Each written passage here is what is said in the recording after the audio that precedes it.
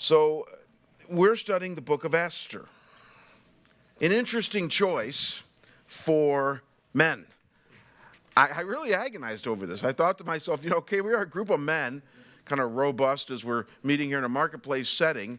Why would we study the book of Esther?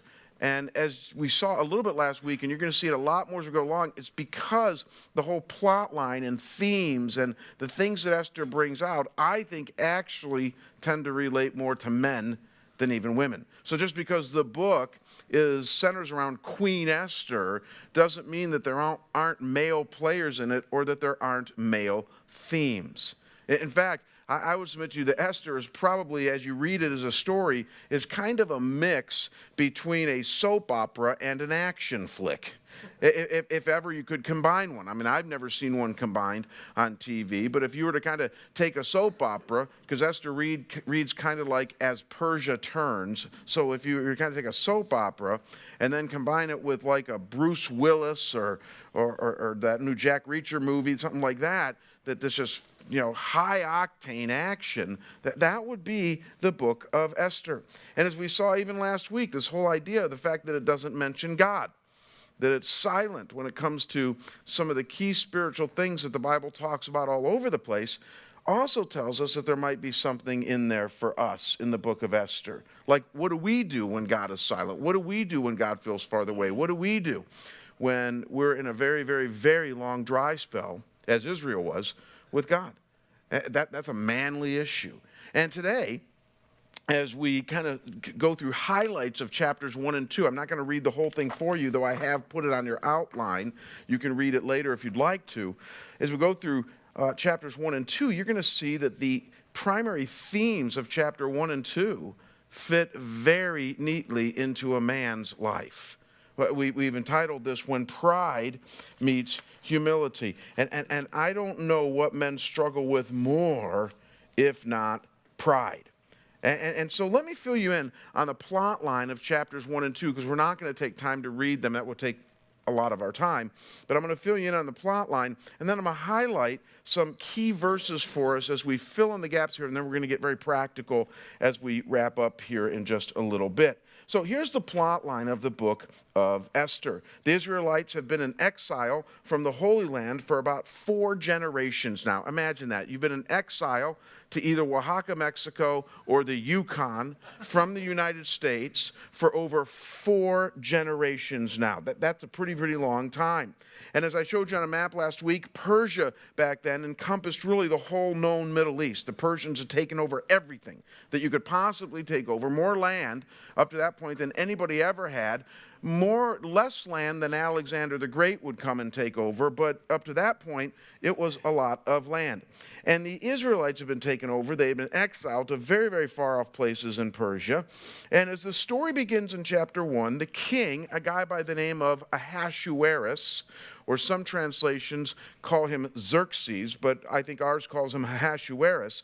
He's the secular king of Persia, and he decides to throw a lavish banquet, a 6-month banquet for all the princes and nobles of Persia. And he invites them to tour his castle and tour his gardens and drink too much wine. And he even wants the queen to be there so they can all admire her beauty. And at that point, when the queen is asked to come so that they might be able to see her beauty in addition to the castle and the gardens and all the other things, she refuses to come in. And this ticks off the king, and so he asks his 7 most trusted advisors what to do, and the smartest guy, a guy by the name of Memucan. So there's 2 players you got to know of right now, Ahasuerus the king, and then Memucan, his most entrusted advisor, tells him that if he does nothing in response to this, then all the women in the kingdom will start likewise disobeying their husbands, and you can't have that. So he tells Ahasuerus to banish the queen Vashti from ever being in his sight again. That's the advice he gets from Memucan. And so the king does this, and then he also sends an official edict throughout all of Persia telling all women that they better obey their husbands, which I'm sure the women received very well. But now Ahasuerus is without a queen. This is all happening in chapter 1. So he goes on a hunt throughout the entire kingdom, and he gets a few hundred of the most beautiful women, puts them all in a harem. You guys remember the ancient world, a harem, for like at least, well, how long is it? A year, an entire year. And you guys remember seeing that show, An Extreme Makeover? That's what he does. He puts them all through an extreme makeover. And it says in the text that they get all gussied up with makeup and hairdos, and they're just trying to look as beautiful as they can. And after 1 year, the king is going to choose one of them, kind of like a big beauty pageant, to be his new queen. And this is where Esther, who the book is named after, enters in. She's a beautiful Jewish woman, one of the exiles, and she is poor. She's been under the care of her older cousin, a guy by the name of Mordecai, and through a strange turn of events, out of all the women that Ahasuerus could choose to be his wife, who does he choose? Esther. So one day, Esther is this poor, struggling exile in a strange land, and now she's queen of the largest land known to humankind at that time, to a guy that makes Tony Soprano's anger problem look mild. I mean, that's the storyline. I'm telling you, this is the part of the story where it's more akin to As Persia Turns. This is like the soap opera part. I mean, this would be like General Hospital on steroids. It's just all this thick drama going on here. And I can remember a couple years ago when I was reading Esther in more of an in-depth way, I got to the end of chapter 2, and I asked the key question, what is God saying to us through this, right?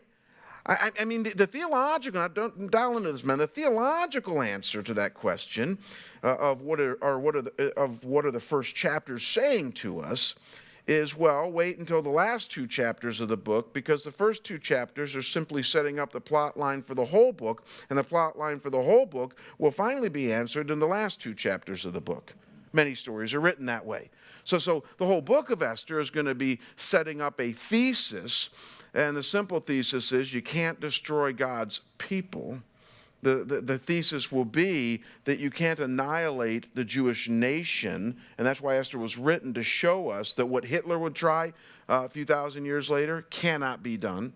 God does have a hand of protection upon his people, and try as you might, they will not be exterminated from planet Earth. That's really the message of the book of Esther. But if that's what we're going to do, then let's just read the whole book in one sitting, honor the message, get our little Haman toys out, as I'll show you at the end of this what the Jews do, and celebrate that. But I think there's more in Esther as we go along than just that.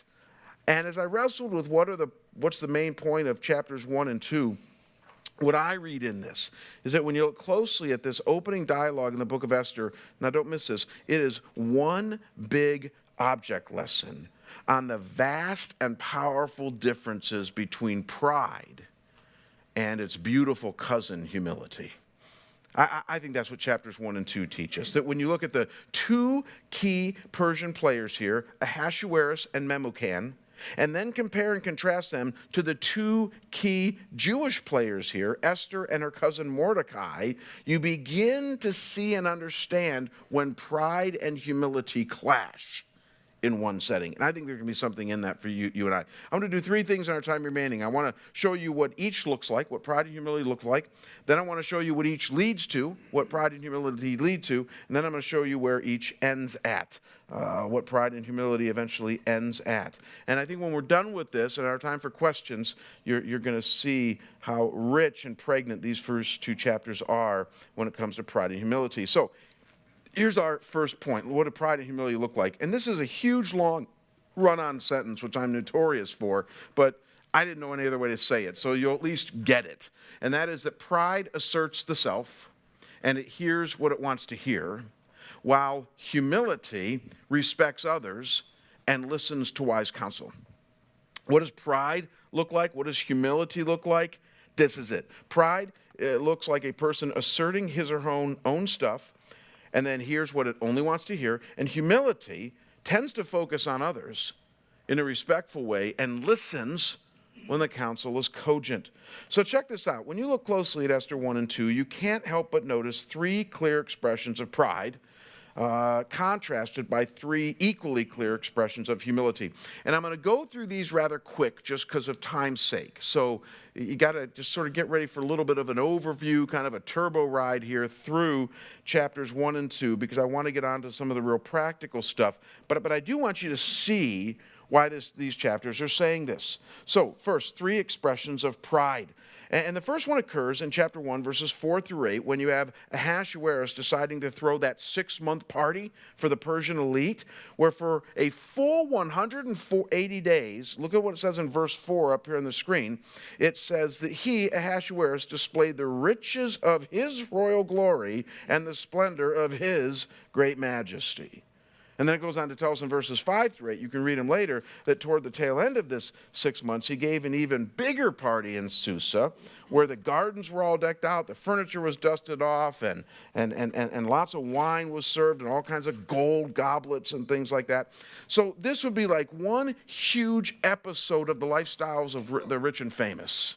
Right? Remember that show? They don't have it on anymore, but again, we're an older crowd. So the lifestyles of the rich and famous, that's what this would be like. Or some of those travel shows where they just give a tour of somebody's yacht. They kind of picture that. That's what this was about. And when you look closely at this, it's all about pride. Again, verse 4, the riches of his royal glory and the splendor of his great majesty. This whole thing was designed to bring attention to who? The king Ahasuerus, and to assert himself. It was designed for people to say, wow, what a guy, what a powerful and rich king we have.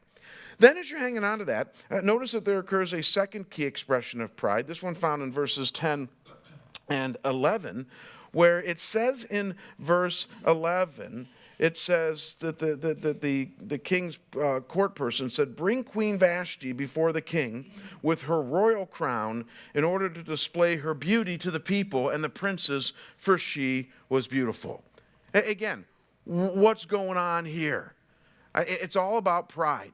The king wants to show off his wife now as if she were just as much of an object as the other things he was showing off, right? Pride never sees people as people. Pride always sees people as objects or tasks. And that's exactly the way that this guy was viewing his wife. He wants to show her off as some beautiful piece of jewelry, and with the hopes that people will say, aren't you impressed? Or look, I'm so impressed with your wife. She's beautiful. It's all about the self.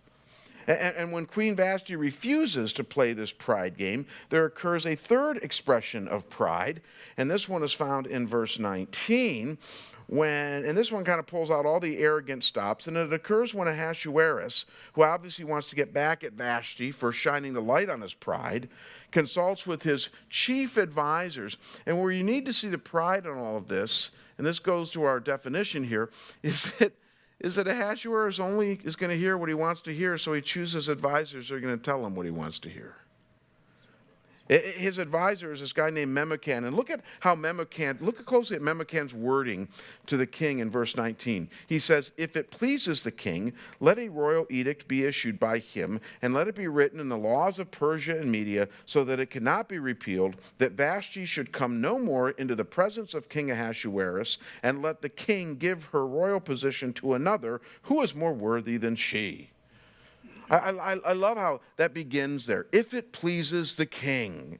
Like, duh, of course it's going to please the king. You're telling him exactly what he wants to hear. You're telling him to banish Vashti, that she's done you no good, even though you treated her like crap. It doesn't matter at all. He's saying just banish the woman. That's exactly what the king wanted to do. Memucan's not a good advisor. He just knows how to have job security. And what I need you to see is that Ahasuerus simply did what many of us do. I mean, we might not be as bad as the king, but just notice, guys, that he did what many of us do when our pride is hurt and we want to justify our foolish actions. We go to those who are close to us and have no real objectivity about our lives, or who lack the courage to tell us the truth, and we hope that they will tell us what we want to hear. I want to ask you to raise your hands if you've ever done that, because I don't want to make liars out of the bulk of you. But the reality is that we all have done that. I have done that. There are times that I'm hurting and I'm angry and I feel somebody's been on an unjust thing toward me. So I'll go to Corey, who's one of my best friends. I'll say, Corey, look, here's what happened to me. Can you believe what happened there? And Corey won't usually say, well, how did you respond? What do you own in this? Because I'd be like, what are you talking about? No, usually I just get a guy like Corey to listen to me and say, yeah, boy, did you really get the raw end of the deal there? We all do things like that. We go to people who will kind of tell us what we want to hear. We don't go to people who are going to give us the truth, and that's exactly what Ahasuerus did here in his pride. 3 expressions of pride, don't miss this, men, that are all about the self, that are all about hearing what it wants to hear, and it gives us an inside look at the heartbeat of pride. If it goes back to the self and it stubbornly refuses to budge, then there's a really good chance that it's pride. How do you tell pride in your own soul?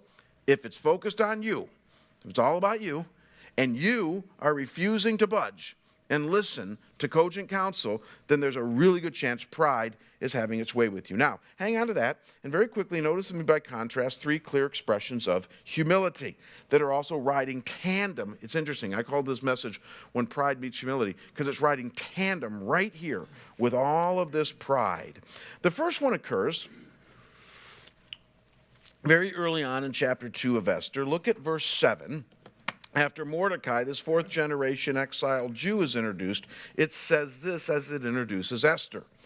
It says, and he was bringing up Hadassah, that is Esther, his uncle's daughter, for she had neither father nor mother. Now the young lady was beautiful of form and face, and when her father and mother died, Mordecai took her as his own daughter. And you're saying, where's the humility in that?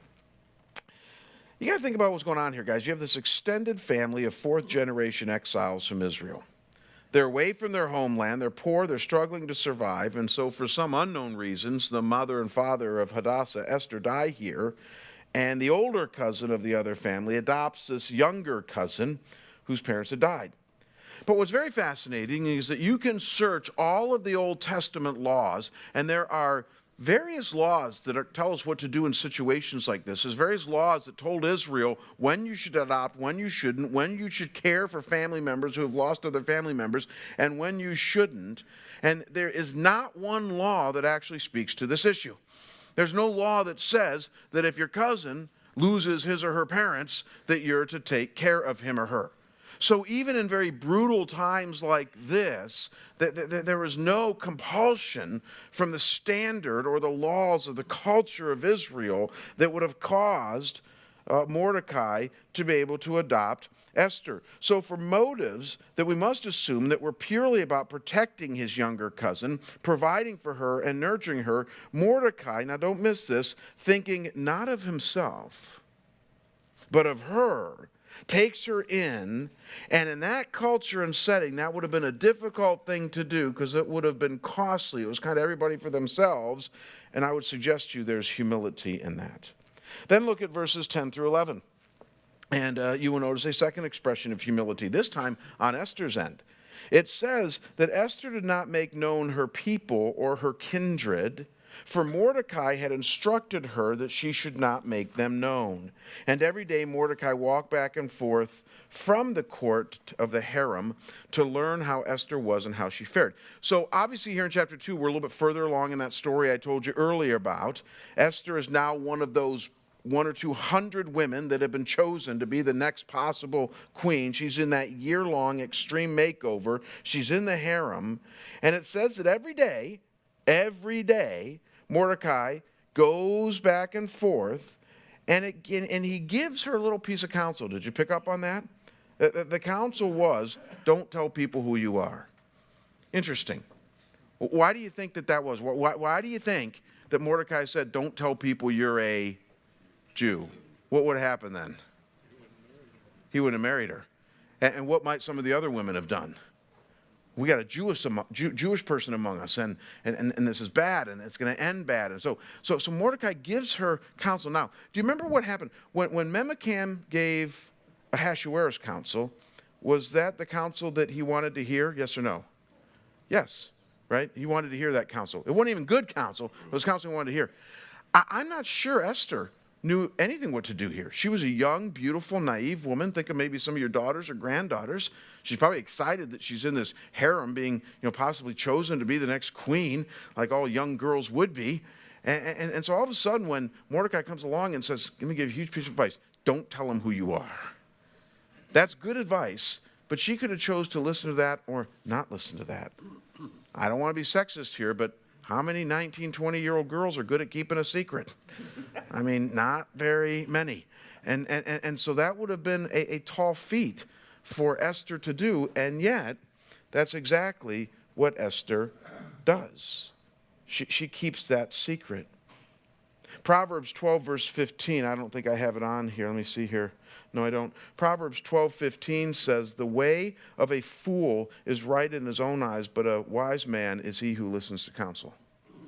And I think Esther listened to counsel, and I think that demonstrates her humility. And then in a third stunning expression of humility, as Esther is just about to go in and present herself to the king, look at what it says in verse 15 of chapter 2. And with this, we're going to move on.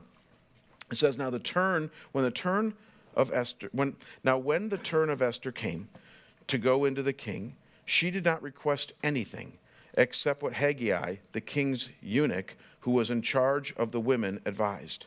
And Esther found favor in the eyes of all who saw her. So the implication, as all these other women who are vying to be queen are getting ready to go into this king, is that they are just gussing themselves up to the nines, right? They're just looking as pretty and beautiful as they can. Interesting, Esther here is humble about her own looks.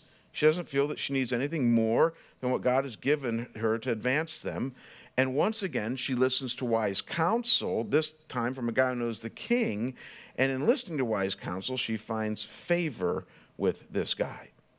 You see, I would suggest two things are going on there that shows humility. One, that the fact that Esther was comfortable in her own skin. She's comfortable with who she was. She's comfortable with how God made her. She said, I know who I am. I know how pretty I am or how pretty I'm not. And I don't need to add a bunch of things to my body to make me more attractive or not. I'm just who I am. I think that's humility right there. And then the fact that, again, she once again listens to wise counsel, doesn't think she has the answers to everything, once again shows her humility. So I know we've had to look close, men, but three expressions of pride that are all about asserting the self and hearing what it wants to hear, contrasted with three expressions of humility that are all about respecting others and listening to wise counsel without ever giving us a Webster's Dictionary definition of these two words. Esther 1 and 2 go way beyond definitions and show us in living color through drama what pride and humility look like, feel like, and act like in real life, through characters that you and I can identify with and maybe even see in our own life. So please see, more than anything else, when you get right down to it, pride and humility become two types of fuel for daily living. Have you found that yet? Two types of energy that our thoughts and our emotions can run on. And they prepare us for two very different kind of relational experiences. This is so relevant to men today. When you look closely at what happens with Esther and Mordecai, and then contrast it with Ahasuerus and Memucan, I'm going to submit to you that one of these experiences is life-giving for you and for those around you in your relationships, while the other is life-destroying for you and for those around you. And that you and I have a choice every day. We're either going to read our own press releases, assert ourselves in every situation that we come into, and then arrogantly not be as open to what others in God might say to us, which, by the way, I just described, I think, the American way. So that's the way we're going to live our lives. And in the end, allow that pride to sabotage your marriage, to sabotage your relationship with your kids, to sabotage business partnerships, to sabotage friendships, because I see it happen all the time. I spend most of my pastoral ministry trying to pick up the pieces of that, and it's all about pride. Or you and I can choose to be the same men that we are, who walk into every situation more with humility in our thoughts and our feelings, that is more about others and what their needs are and where they are and what God wants us to focus on for their lives. And then also realizing that we don't have the answer to everything, so we're going to be seeking counsel from those that we trust, not the Memicans, but the Mordecais in our life, and we're going to listen to that counsel, even when it's costly for us. That's the difference between the two. And all I can tell you is after 49 years of living and 25 years now of being a pastor, I have more stories on what this looks like in a modern-day context than I wish I did. I can remember one of my very first experiences as a very young pastor. I was just coming out of my seminary program. I'd gone through a 3-year master's degree program in Chicago at a world-class seminary.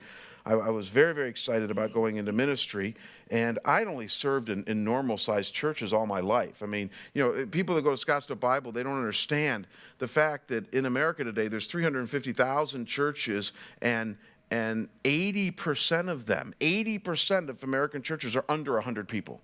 So the vast majority of churches in America are under 100 people. They're small, wonderful little communities of faith-filled people who are loving Jesus and building God's kingdom one life at a time. The mega church mindset is not the norm. There's a lot of people that go to mega churches, but there's only 1,200 to 1,500 churches out of 350,000 that are above 2,000 people in the United States. So just put all that in perspective. So here I am graduating seminary, never been in a church above 200 or 300 people. That was my home church in Cleveland. And I landed a position at the largest mega church in the United States at that time, a place called Willow Creek Community Church in Chicago. And I landed a 1-year internship to work there, and I was just so excited. And I'll never forget my very first night, my boss got up. There were 15 of us interns. We're all green. We're all excited. Very first night, my boss gets up, and he was like a drill sergeant, which I'd never experienced a pastor, by the way, like a drill sergeant. And he got up, and he was trying to fire us all up. And he said, you know, he said, in about 9 months from now, 3 months before you're done, I'm going to be writing a letter of recommendation for all 15 of you. And he said, I don't want to write a letter of recommendation saying that you have potential. I want to write a letter of recommendation saying that every one of you are performers. And I want to see you perform over the next 9 months. Honestly, I was like going, wait, where am I? I thought this was a church. I said, where's the Bible? Where's prayer? Where's something? Again, Book of Esther. God's not being mentioned. Prayer's not being mentioned. I go, where am I? Then it got worse that night. Then they showed us a video from the business guy that was funding this whole internship. And, you know, again, it was a similar video where he's trying to pump us up and get us all excited. And I kid you not, his parting words, because this is before the days of the internet. It was just on this video thing that they're all high tech. His parting words were, we've put a lot of resources into you guys. Don't screw up. And then the screen went blank. I wanted to say, you mean don't screw up in Jesus' name, amen. I'm like going, what? And I called my dad that night. My dad's not an evangelical Christian. I called my dad and I said, Dad, my dad went to Harvard Law. I said, this feels like a Harvard Law induction ceremony or something like that. This doesn't feel like church to me. And so that whole year was a struggle for me on what church should be like or not like. I actually had 2 bosses. One of them was the guy that led off that night. And he was just brutal. Every time I walked into his office, he was insecure, driven, prideful, 100% performance-based, and I had no personal attraction to him at all. Every time I walked to his office, I got beat up. I'm a pastor. And he just beat me up. One day, these are true stories. One day he calls me in his office, and he was always full of little quips. You know, guys like this, they're kind of full of themselves, so they're full of these little witty quips that they think are really cute and all this. And so he calls me in his office one day and he says, Jamie, there's 2 types of people out there. There's herders and there's corrallers. There's those that go out and get the sheep and herd them in. Then there's those that stay back in the pen and they can corral them. He said, you're definitely a corraller. I'm thinking, I don't think that's a compliment. I don't think he's trying. I was like, and that was it. I mean, that's all he wanted to tell me. I said, okay. So I left the office and, that's confusing. And then he called me in again. This is like a month later. And he goes, Jamie, there's 2 types of people. There's responders in life and there's initiators. There's those who respond to things that come their way, and then there's those that go out and make it happen. He said, you're definitely a responder. I'm going, wow. All right, thanks. And I went out. And then to add insult to injury, and some of you have heard this story, when I was leaving there, he said this. He said, this year, Jamie, you've been batting in the major leagues. And, I said I wanted to write a resume for you guys that you can perform. And if I had to write a resume for you, you've probably batted about 190. Now, I know baseball well enough. I was going, that's not very good. And he said, but I'm going to make you feel good. He said, next year when you get to the minor leagues, I think you'll bat much better. This is from a church. I learned in seminary that the definition of a backhanded compliment is this: for a fat person, you don't sweat much. And that's exactly what I heard this guy say to me that day. Was, what, for a pastor, you're not bad, and you've been in the majors here, but, and lest I let you think that this is the way Willow Creek functioned, because it really wasn't. It was just this one gentleman. I had another boss that year, and I tried to spend more time with him than my other boss. And this other boss was heading up a very successful ministry of divorce care recovery. He and I had gone to seminary together. We didn't know each other. He was a few years ahead of me, but he was a rising star at Willow Creek, and he's still there to this day. And he just had a totally different demeanor. He just was humble. He knew himself. He didn't have a lot of arrogance. He was very, very sharp. He wasn't a dope, and nobody ever walked over him. But he just never asserted himself into situations. Do you know the type of man I'm talking about? He was always present because everybody wanted, his name was Tom. Everybody wanted, I'm not telling you the other guy's name. His name was Tom, and everybody wanted Tom in the room. And Tom took me under his wing, and he encouraged me every time I got told that I was a corraler and a responder and a good minor league player. He'd say, oh, just let that go off your back. He said, water off a duck's back. He said, that's not true. He said, God uses you. But he didn't try to say you're great. See, that's the opposite of it. He didn't try, because I wasn't great. I was 24, scared, green, filled with too much theological knowledge and not enough practical knowledge. He just said, God's going to use you. I know he's going to use you. And just stay in the ring there. Nobody ever let me teach there other than children. And on the very last month that I was there, Tom asked me if I would teach 300 divorced adults. And I said, what subject? He said, self-discipline. I said, you want me to teach 300 divorced adults on self-discipline? He said, I think you'll do great. He said, I see a teaching gift in you, and I think you'll do it.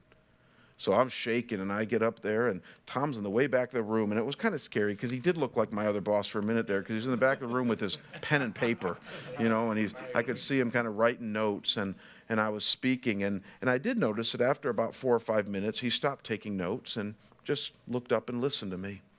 After I got done speaking, and I don't think it was the best talk I've ever delivered in my life, mind you, I was 24 and scared, he came up to me. And he said, I'll pay you one compliment. He said, and it's the best one I'll ever pay somebody. He said, if you notice, I stopped taking notes after 3 or 4 minutes because after 3 or 4 minutes, I realized you had the goods. After 3 or 4 minutes, I knew that God was speaking through you, that you were teaching these people, and that that's the life before you that God has. He says, and I can't wait to see how he's going to use you.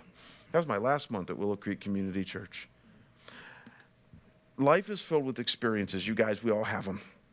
Where we have experiences with guys that are just filled with pride and they're asserting themselves and they're just giving you counsel that they think is so witty and wise and good, and at the time it's not anywhere near that. But then there's other people we meet, and they're people that are just filled with humility, filled with a real love for other people and other-centeredness that's befitting of Jesus. And when you're with them, you want to be with them again. In fact, isn't that the acid test for really pride and humility? Do you want to be with the person again? The greatest compliment I can pay some people, I have a lot of appointments all day long, but sometimes I will say to somebody when they'll say to me later, thank you for meeting with me, Pastor, I'll say, you know what, I'm going to pay you a great compliment. I was looking forward to this appointment all day long. I tell people that. I was just looking forward to this all day long. I woke up and thought, Wes, can't wait to be with you. That's going to be fun. And I'm going to enjoy my time with you. I wish I could say that about everybody, but when I meet with prideful people, I love them in the name of Jesus, but I don't enjoy those times, right? Because quite frankly, when I meet with prideful people, you know how I can tell? And I'll tell my wife this. I'll say, how did so-and-so appointment go? I say, it went fine. They talked about themselves the entire time. They don't know anything about my life. They don't know how many kids I have. They don't even know my wife's name is Kim. They don't know how long I've been a pastor. And they aren't interested. All they're interested in is themselves, which is usually indicative of some sort of pride. Here's the deal, man. You have choices all week long. Are you going to allow pride to be the fuel that drives you in your life and your relationships, always asserting the self and the stubbornness of your own soul, and thus leaving a wake of bodies in your path, your kids, your spouse, your coworkers? Or are you going to allow humility to be the fuel that drives you in your life and relationships? Which is it going to be? Because with this, we're going to be done. We just got about 4 or 5 minutes till question and discussion time. And I'm just going to whip through this one. But we all know this. I think we've set it up very well. Pride leads to anger, while humility leads to patience and peace. It's really true. How do you also tell a prideful guy? He's ticked. He's ticked all the time. And why is he ticked? Now, don't miss this. He's ticked. I'm not going to show you. Because look down to the bottom there. Pride plus people equals anger. See, pride is this stubborn, selfish, I want my own way. And when other people get in the way of that, what happens? You're mad. And that's exactly what happens in chapter 1, by the way, of our story, is that Ahasuerus is prideful. Vashti, the queen, gets in his way. And what's his immediate response? Do you see it there? Then the king became very angry and his wrath burned. Hebrew language is a very fascinating language. That phrase, wrath burned, same word used for the burning bush with Moses. Isn't that interesting? The burning bush. It was the same word used. Let me make sure that I get it right here. Ooh, you'll like this too, Jack. The same word used when it says in the book of Job that fire consumed all of his sheep and servants. So what commentators point out is that wrath, that burning there, is an all-consuming burning. It's an all-consuming wrath. They're just trying to say he was so mad. And you know what? Pride does that. I don't have time to tell other stories, but there are times when I have been prideful, full of myself, and I'm just on the edge, and my wife, God love her, will say something, and it will set me over the edge. She's getting in my way of my sinful pride. I know none of you guys can relate to this. And all of a sudden, I will just lose it. And I'll realize exactly where I'm at. Pride plus people equals anger. And my wife is such a discerning woman because that's happened less and less as we've gotten older. We just celebrated 25 years, but it happened a lot in the first 10 years of our marriage, a lot. And there'd be times where I'd just lose it, and I'd go up to my room, and Kim would go out for a drive, and so I'd call her on the cell phone, and I'd say, honey, it's me. She'd say, I know. And I'd say, as you guys would say, I'd say, all right, I'm sorry. And what would she say? Well, she'd say it's okay, but she'd also say, I know. And I knew you'd be calling. And she said, because I know that you'd eventually see that. See, I pity the men that don't see it, don't you? I pity the men that live in that pride plus people equals anger motif every day, all day. That was my boss at Willow Creek, honestly. I mean, that was the way he lived. And I felt bad for his family. I felt bad for everybody around him. But the opposite of this is also true. That when you're humble and people are in your life, there's peace and there's purpose and there's patience. And that was Esther. Because here's the last point we need to honor, and then we'll go to some questions right now. Yeah, so that's what I was trying. Humility plus people equals peace. You guys see it there? And Esther is going to show us that. Ultimately, pride alienates others and humility builds bridges. That's what we're learning here. One of the saddest things about leadership books in the business world, many of you have read them, I'm sure Dave has read them, is I get a little bit scared sometimes when people say, well, you got to assert confidence, you got to do this. But my dad once said something very wise to me. He said there's a very fine line between confidence and arrogance, and most men have no idea when they've crossed it. Isn't that a great line? There's a fine line between confidence and arrogance, and most men have no idea when they've crossed it. And that's true for me, by the way. I try to monitor that every day. I'm asked to have a tremendous amount of confidence in my daily world, leading a large church like Scottsdale Bible. But if I'm not careful, confidence can quickly become arrogance. How do I know? Arrogance is about me. Arrogance is about asserting myself. Arrogance doesn't listen very well to others. And arrogance usually distances people. So when I see the staff standing about 10 paces away from me, still wanting to follow, I go, I'm probably more in an arrogant mode. But when I see them hanging around me at the water cooler asking me questions, then I go, okay, the confidence might be okay, but confidence mixed in with humility. And I think you guys have similar experiences. One last thought, and then we're going to take questions. We have 15 seconds till question time. One last thought. It works the same with God. Just understand, this works the same with God. As I mentioned, this book doesn't talk a lot about God because, as we've entitled this, God is behind the scenes. But I'm going to show you each week how the lessons we learned in Esther actually are part of what can help draw the God who is behind the scenes more to the forefront for us. There's a great passage in the New Testament that's one of my all-time favorite passages in the New Testament. It's found in 1 Peter 5:5, and it says this, and many of you have heard this passage, 1 Peter 5:5, and it says, God is opposed to the proud, but he gives grace to the humble. Isn't that interesting?